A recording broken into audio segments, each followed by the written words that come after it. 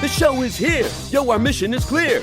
It's time to change healthcare. Have no fear. Today is the day. This is the hour. Together, you know we've got the power. Drop the silos. We're all the same team. Patients, docs, nurses, tech, and marketing. How can anyone be satisfied with the way things have always been? Yeah, we've tried. So join us now. Join the revolution. Digital health is the evolution. Status quo, more like status no. Yeah, this is the healthcare rap. Y'all come on, let's go.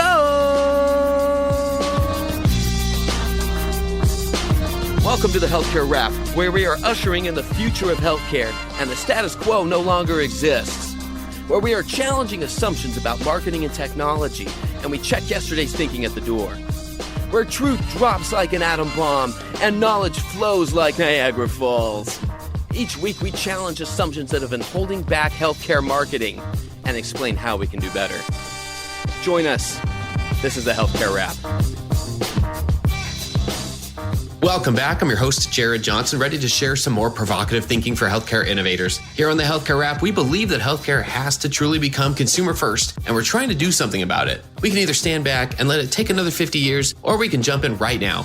Come be a part of it. Each week, we talk about building the healthcare of tomorrow. We recently passed 180 episodes and 3.5 years on the air. We're now in season 6, where we're focusing on how to operationalize and scale consumer-first healthcare and digging into the details of how to make it happen. So here's what's going to go down today. We have the Flava of the week about how healthcare competition is coming from everywhere. How are expectations changing, and where are those expectations coming from? I'll talk about that. Then Amy Heymans is in the house to share some provocative thinking about how to bring the tools and innovative mindset of the disruptors to the mainstream. We'll dive deep into how we can use design thinking principles to break down silos and bridge the gulf between designers and builders. This episode's jam-packed, and we have a lot to share along the way. It's time to dive right in. Are you ready? Let's go.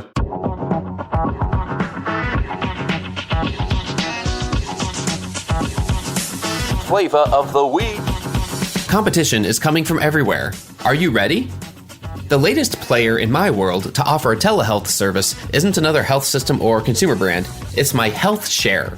Being a 1099er or self-employed, I'm surprisingly happy with the health coverage that we have for our family. We use a combination of a direct primary care provider and a health share. I'd describe our relationship with our direct primary care provider as almost magical, genuinely, as we've been able to get all sorts of help whenever we need by calling, texting, or even visiting at all hours of the day. And we use the health share to cover catastrophic needs as an affordable alternative to a high-deductible insurance plan. So imagine my interest when the health share announced last week that they now offer a telehealth service at no additional cost to members. It's through Healthiest You, a service provided by Teladoc, and it connects using my health share member information. I was able to download the app and have access to virtual visits within minutes, with no waiting room, no clipboards, and no registration packet. And again, at no cost.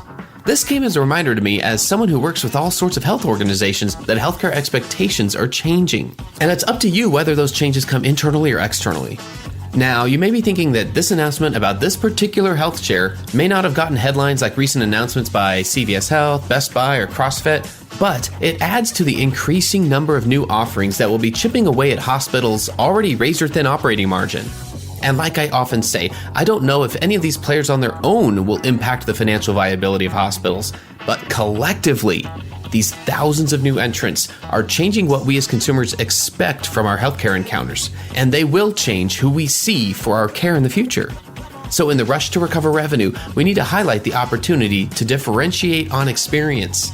Now, again, it's easy for market leaders to ignore what consumers are telling them about what they want. Pretty sure that's what Blockbuster did, though, and Borders, and Toys R Us, and Kodak. Are hospitals there yet? I would say collectively not quite, but all indications point to them heading that way unless they're able to disrupt themselves. So after testing out this new service from my health share, I can't help but wonder who's next. Who will be offering me an even easier way to experience healthcare? I can't wait to find out, and at this rate, it won't take long. It's time to better understand consumers, engage with consumers, and design and build for consumers. That's how we'll build the healthcare of tomorrow. And that's the Flava of the week.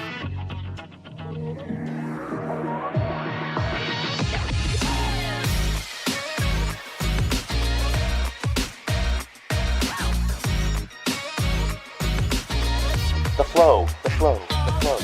All right, it's time for some more provocative thinking. And to help us out, we've got Amy Heymans in the house. I'm so excited for this. Amy's founder and chief experience officer at Mad Pow. A lot of you know her and the work she's done and the amazing work that their agency does. Mad Pow is a first mover in the space of purpose-driven and human-centered design, something we need a lot more of in healthcare. So first and foremost, Amy, welcome to the Healthcare Wrap. Thanks so much for having me, Jared. I'm really excited to be here. Yeah, this is one of those conversations that we're going to hear the excitement in your voice of just the type of work you get to do. And I have a feeling you've had a chance to encounter some of the brighter spots, the innovation that's happening in our industry. And we can always use, good reminders of that type of innovation because there's so much going on in the industry. But, to help us get to know you a little bit better, you want to give us a little bit more about, what did I miss in your bio? Tell us more about Mad Pow and the type of work you do. Yeah, absolutely. So I've had the honor and privilege of working with a team. We're about 70 folks over at Mad Pow, and we're authentically committed to improving experiences, improving health outcomes.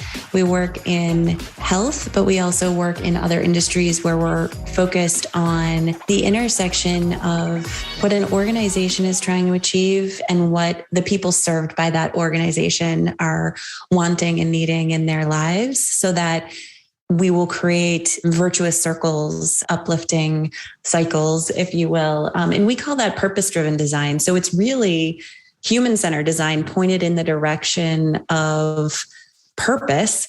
And we've been able to do that, this authentic, passionate, creative team, over the past 15 to 20 years for organizations across the health ecosystem. So that's payer, provider, government, nonprofit, health tech, pharma, really no stone unturned there. And that's led to thousands of interviews and co-creative sessions with patients and families, consumers, clinicians, essentially people in the health ecosystem, designing with them what would be a better health future. And really that's on two sides of the same coin in health. One is helping people to navigate the health system, because people are left in the center of a disconnected ecosystem. Our system's sort of a mess, for better or for worse. It works well in some aspects, like you said, and then leaves some to be desired on the other hand. So we're working to reduce friction and provide more seamless experiences, so that from, finding an appointment to figuring out how much things might cost to managing your treatment, that it's seamless. But then on the other side, it's health outcomes. How do we help people get healthier? How do we help them to change their behaviors? How do we help them move toward self-efficacy and just being healthy, vibrant people living life, right? So from, we don't want experiences that are where, people are having a great experience and it's delightful, but yet they're not getting better. And we don't want an experience where people are getting better, but they're having this miserable, frustrating experience, right? We want both. We want great experiences where people are able to achieve better health. And that's really been my passion and where we've focused. Fantastic. That we're going to get into the broader context of what's happening with choices for people's healthcare in just a moment. But I noticed you're being really intentional about some of the wording you were using just there. And I'd like to dig into that real quick. One of those was purpose-driven and authentic, as opposed to human-centered design. And you explained that. Then there's this part about health versus healthcare. Can you tell me about that? Because I noticed that, that was something that we're being clear about. Health design versus healthcare, and what we're trying to get at. Like, what are we trying to help consumers and people do with their health? So tell me about the need and being so intentional with using the word health versus healthcare. Yeah, sure. So, healthcare is our system. I would use healthcare to describe our system. And we are a system dedicated to caring for people and their health. But to me, health is a more all-encompassing term, because health is, can be emotional, it can be relational, physical, the whole mind, body, spirit, well-being. It also gets to prevention. It gets to lifestyle health, right? So, Planet Fitness wouldn't consider itself that they're a gym in this area. I'm not sure if they're nationwide, but they wouldn't consider themselves a healthcare company, but they're absolutely a health company, right? You could say the same for Nike. You could say the same for Peloton. Our focus should be improving health to the point where conditions are prevented, they're reversed, and they're treated well. And we're helping people to live their most vibrant lives. And I think that's really like the purpose. And the reason why I differentiate between human-centered design and purpose-driven design is that human-centered design, a key part of it is empathy. And empathy, there's two different types of empathy. One is cognitive empathy, and that's the understanding of the situation of another, their context, their needs, their goals, their objectives, their frustrations, their dreams. Emotional empathy is having the motivation to want to go about the hard work of helping to change the circumstances of another. And all of this factors into human-centered design, where designing with full knowledge and research being done with the target audience so that we're more aware of their need and we can design something that's better suited for them, and then having the motivation to see it through. It's usually focused on reducing frustration, increasing satisfaction. It's sort of designing the thing right? We want to move to designing the right thing. And designing the right thing often involves, yes, again, a full knowledge of people and their context, but you sort of broaden the lens outside of where we may have traditionally focused to fully understand the impact and embrace the opportunity for relationships and for a larger impact and a more meaningful experience within the context of people's lives. So that's why I've sort of made that shift in the language there. It's great. And you really brought up a good point here about the difference in the system of healthcare that we deal with, the system that has been designed. And my hypothesis, my worldview is that we have a long way to go before this system, the traditional care system, fee-for-service system, all the words we use within the industry, we have a long way to go before we can really say that it is consumer first, because quite frankly, it wasn't designed that way. It was designed with other parts of business in mind. It wasn't designed to create the best experience for a consumer. There wasn't even, I don't think there was a large need for people to even acknowledge, like why would that even matter? And we live in a very different world now where that absolutely can make the difference between a provider that we're going to see, but not even just choosing between a couple of providers, but also choosing between other alternative ways of improving our health and not doing anything at all. That is absolutely one of those choices. And so for the healthcare system itself, that usually means a lot of the different providers and the organizations and all the administration around them, right? So all those different players are part of the system here. We've got to get to a point where we can say it's more consumer first. Like it was designed more with consumers at the center of the process instead of trying to retrofit something. And I think that's where a lot of innovators right now are. They're kind of in between these two worlds. They're trying to between incrementally improve what we've already got or reimagine and come up with a totally alternative system. And all that comes into play with what you were just sharing about why we refer to certain organizations as a health organization versus healthcare. I think it's just a fascinating way to think about things. And so my question would be, how do we use experience design as a way to create healthcare services that are more consumer first? Like, how do we use that as a tool? Are there any examples that come to mind or of projects you've been able to work on or ways that you've just seen that experience design as an umbrella of a lot of different tools? How can we use these tools to create better services to begin with? Yeah, absolutely. It's a great question. And you sort of got at a really good point, which is, the difference between incremental innovation and disruptive innovation. With a focus on incremental innovation, we can improve the experiences, be easy to do business with, quote unquote, right? Smooth the edges, help people understand how to navigate, how to interact with us, understand what the heck we're talking about, honestly, right? So we're kind of explaining the existing system and making it easier to interact with over time. And that's essential. Of course, we have to do that, but we also can take a step back and say, okay, how might it be? How could it be? How should it be? And do that by designing with the people who are affected by the system. And that's inside and outside of an organization. If you look at patient experience, for example, you have patients and you have clinicians and they're having an interaction, and not just the one clinician, you might have a whole care team, and not just the patient, you may have their family too. So how do we design for productive conversations and better relationships and better give and take and flow of data, and provide for a positive clinician experience? Because if they're showing up to the appointment and they are tired and they are stressed out and they don't have the tools that they need, that's going to affect the patient experience. And on the other side, if the patient shows up and they had to pay an arm and a leg for parking and they had a hard time finding the visit and they're stressed out because they don't know what's going on, that's going to affect or they're not prepared for the visit with questions, and or something's bothering them, they don't feel listened to, that's going to affect the interaction as well. So it's all interconnected, and we can sort of improve things incrementally, but also take a step back and reinvent them. And, along those lines, just to explain sort of how it works, usually what we'll do is start with research, and that's primary and secondary research. So we're actually talking with real people.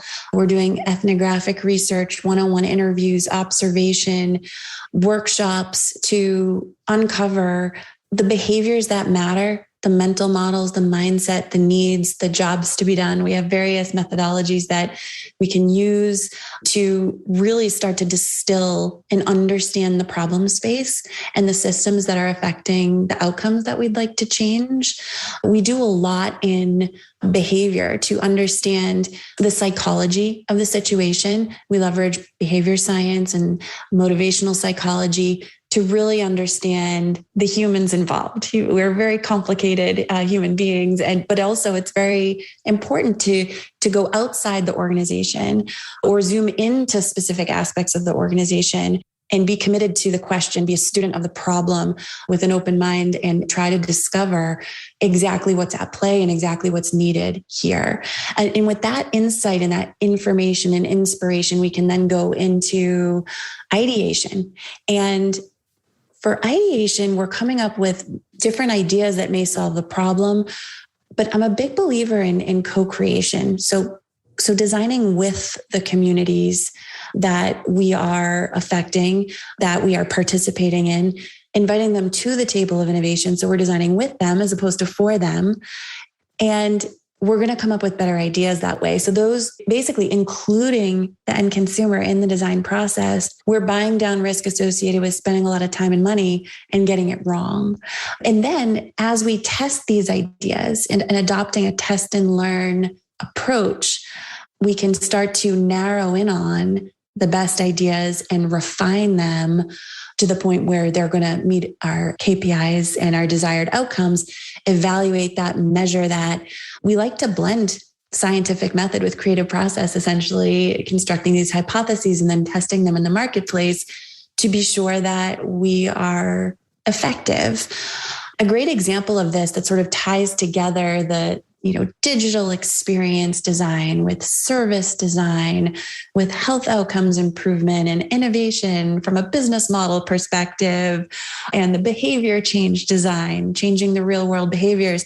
One project we worked on that sort of knits that all together that had a great impact was for Dartmouth-Hitchcock Medical Center. They spun out a new subsidiary called Imagine Care. It's since been sold and is now active in the European Union, but we helped them from the get-go through research strategy, design, implementation, iteration. So it was an entire ecosystem directed at patient support, self-efficacy, health literacy, and it involved all the bells and whistles, right? So AI and machine learning and the app connected to Bluetooth biometric sensing devices. So patients could understand where they are, how they're tracking, but also have a direct one-to-one connect with an actual human being who's looking at their data, is there if they want to reach out. They have a very proactive relationship where the humans involved on the clinician side are well-versed with motivational interviewing techniques and really helping people to make the lifestyle behavior changes and the therapeutic adherence that's going to help them to achieve better outcomes. In that in the studies we did following that project, we heard that from a subjective perspective, just the real stories, that people no longer felt alone. They felt like somebody had their back and they could get good information and feedback when they needed it. And then from just a data perspective, it cut cost of care by 15%, avoided visits to the ER, improved biomarkers, et cetera. So we knew the power of design to make these good things happen, but we were able to put it into practice in that context.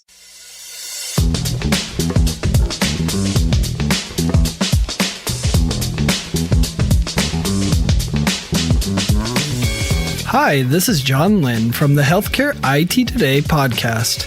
If you like the latest rumors, insights, and happenings in healthcare IT, you'll enjoy hearing my colleague Colin Hung and myself debate and share the latest happenings from the world of healthcare IT. Find the latest episodes or dig into our archive at healthcareittoday.com or search for Healthcare IT Today on your favorite podcast application or YouTube. When it comes to healthcare technology, we love this stuff, and we can't wait to have you join in on the discussion of everything health IT. Very cool examples of just how hands-on that can be and how practically sound like you were working to address one particular problem. And that's what I really like about some of the methodologies you've mentioned and kind of the heart of the work that you do, which is falling in love with the problem, not with the solution. A lot of the kind of tenets, I feel like, of human-centered design. And again, as what I'd consider myself a design enthusiast, definitely not a practitioner, but I'm learning as I go. And I get excited when I learn about these new methodologies because of the time I've spent kind of spinning my wheels at times, trying to understand how I could increase adoption of a digital tool or platform or some content that wasn't quite getting the traction that we or our organization wanted it to. And so I spent a lot of time trying to understand how to nudge people in the right direction, I guess. And a lot of these methodologies just make so much sense to me. Another hypothesis of mine is that the disruptors in this space, the ones who are coming in, big tech, big retail, and then what Rock Health refers to as we've talked about it a couple of times on the podcast, the middle children, the middle players, the non-traditional consumer brands that aren't as big as Amazon, Walmart, Google, but they are the Targets and CVS's and Best Buys of the world that are entering healthcare and offering something new, some new kind of service or experience. There's all these new players coming in. I guess it's just kind of a hypothesis of mine that they very clearly have a different mindset and they have a different set of tools that they are playing with when they are designing a healthcare service or experience.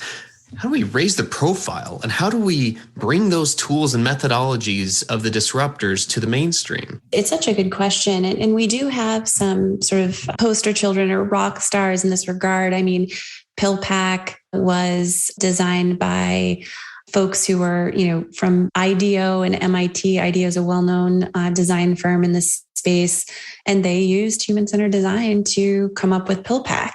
And then you have, of course, Apple. They evolved from a technology perspective and put a focus on design. And it's not just the visual design. It's not just the aesthetic. I mean, any of us have used a piece of technology or been a part of an experience that was frustrating and not working as we intended.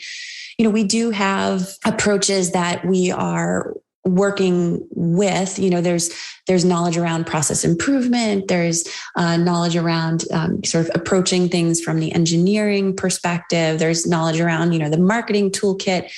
In human-centered design or experience design, if you will, is sort of a new entrant, and that is, 20, 25 years-ish old, although before that, it was human factors and ergonomics, and we were designing cockpits for airplanes and pilots. But in the sort of digital and service sphere, it's been the past 25 years. But I will tell you, it's being adopted and embraced more and more. And what happens is part of, one of the key tenets of design thinking and human-centered design is inclusivity and collaboration and embracing sort of an interdisciplinary approach. So we are constantly inviting people to the table from across the organization that we're working with to participate in this process. And once they hear from patients, once they participate in ideation, once they see how we need to sort of model and storyboard a service, just like we would anything else, their eyes are opened and they sort of become believers,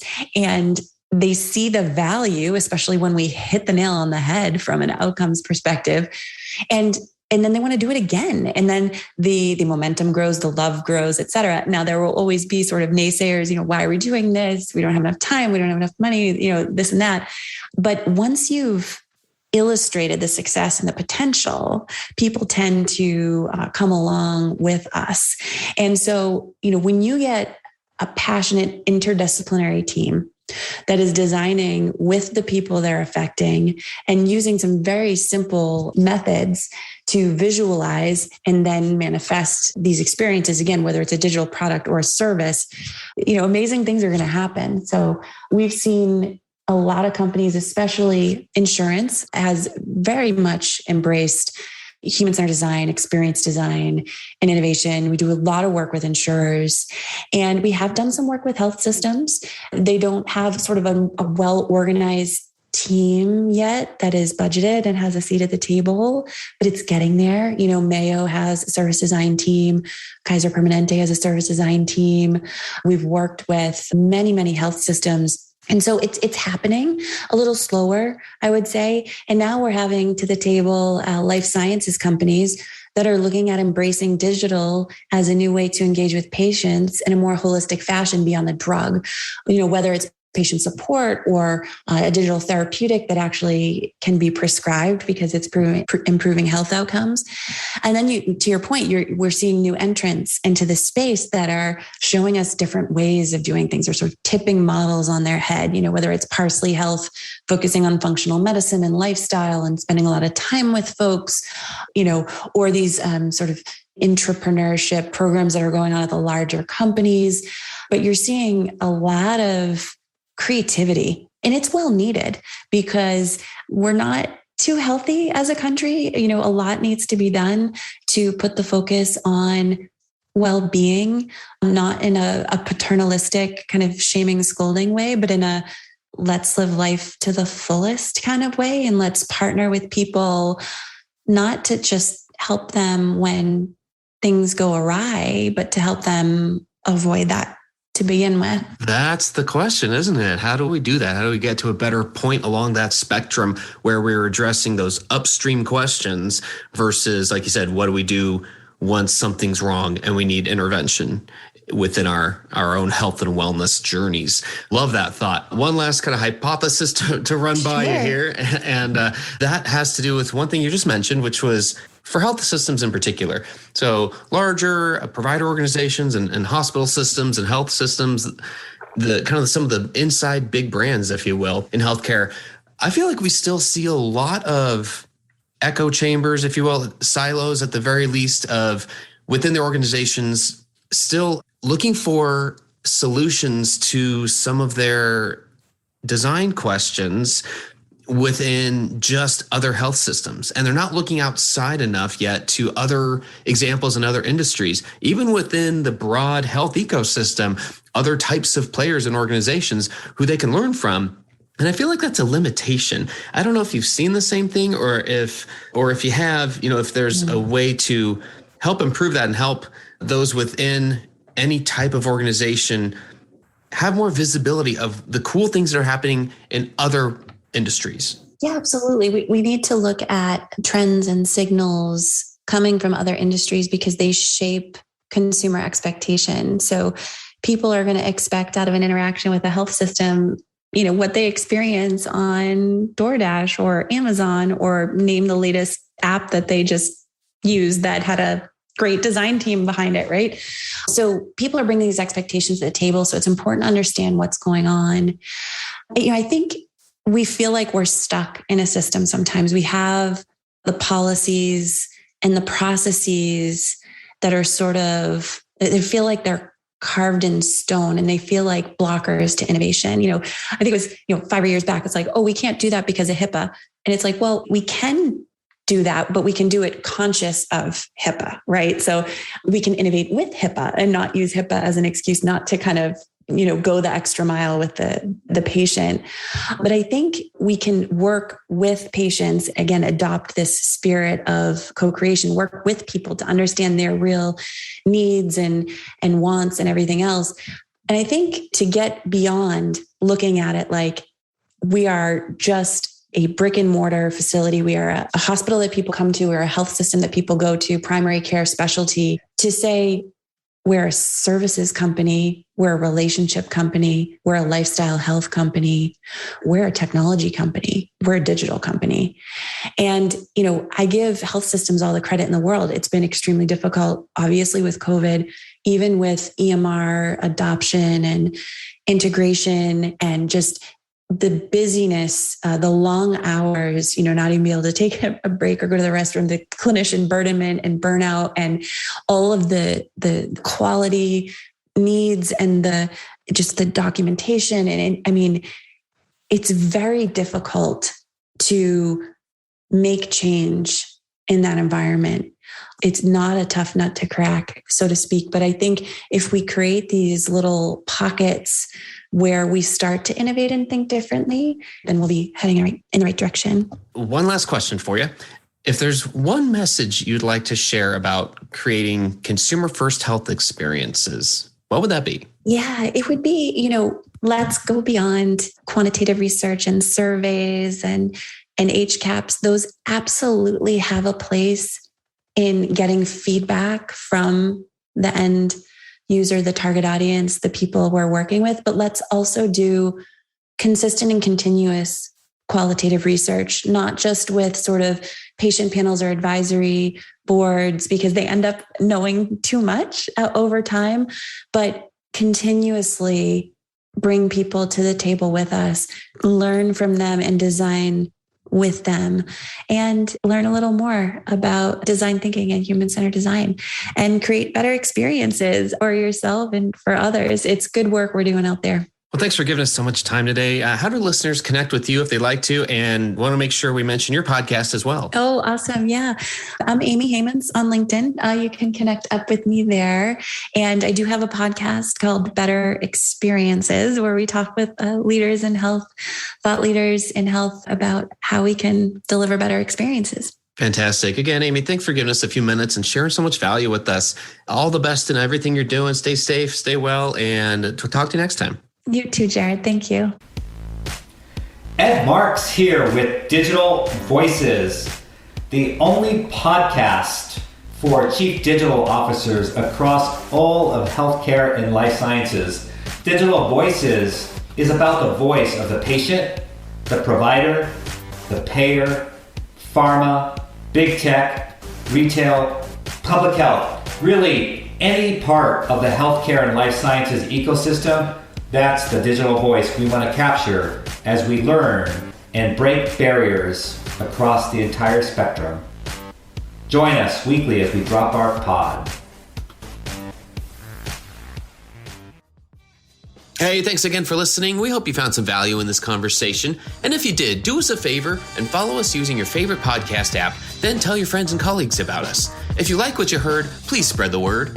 Healthcare App is a member of the Shift.Health Content Network. If you enjoyed this podcast, you're going to love the other shows in the Shift.Health Content Network. Go check out the latest show. In fact, it's called Hello Healthcare, hosted by Chris Hemphill. It's focused on people who are moving healthcare forward, how healthcare strategy relates to data and AI, and what you can do to create or demand a better future. Subscribe on your favorite podcasting platform or at Shift.Health, where all 35 podcasts and video series are free and available on demand. Until next time, keep marketing forward. Thanks. And that's a wrap.